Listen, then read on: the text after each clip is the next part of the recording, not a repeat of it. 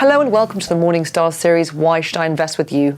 I'm Emma Wall and I'm joined today by Simon Edelsten, manager of the Artemis Global Select Fund. Hello, Simon. Hello.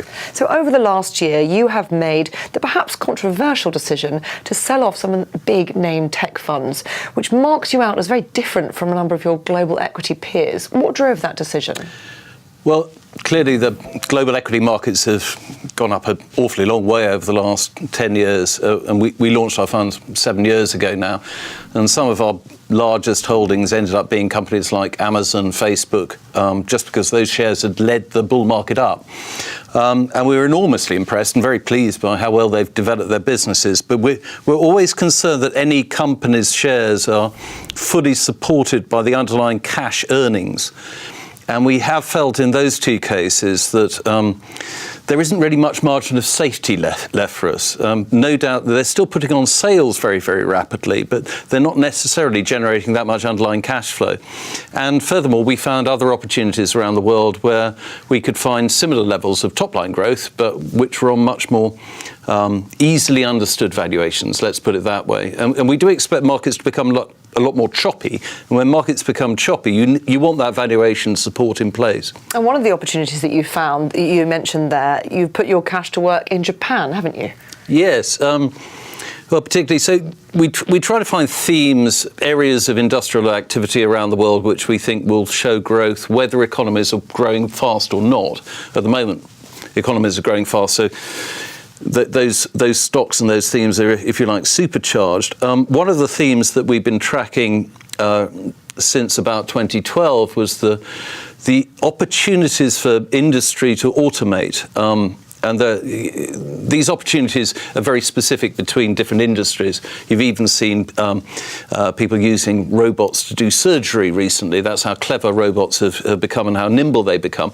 But in a very large-scale industry like retailing, obviously one of the advantages Amazon's had over traditional retailers is how efficient their supply chain is, and how good their warehouses were, and how automated their warehouses are, that they know where their stock is on this huge range and can get the product delivered to your door so rapidly. So one of the biggest investments that we made when we were around the same time as we were taking profits in Amazon was a company called Daifuku, which is a Japanese company, rather small company, but it is the world's leader in making automated warehouses. So everyone trying to compete with Amazon was ringing up Daifuku saying, please help us to compete. And that was on a much more reasonable valuation and actually was growing quicker than Amazon.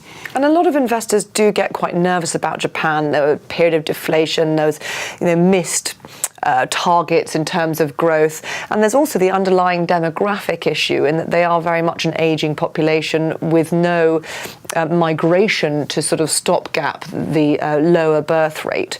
Do these sort of larger themes give you cause for concern when stock selecting in Japan?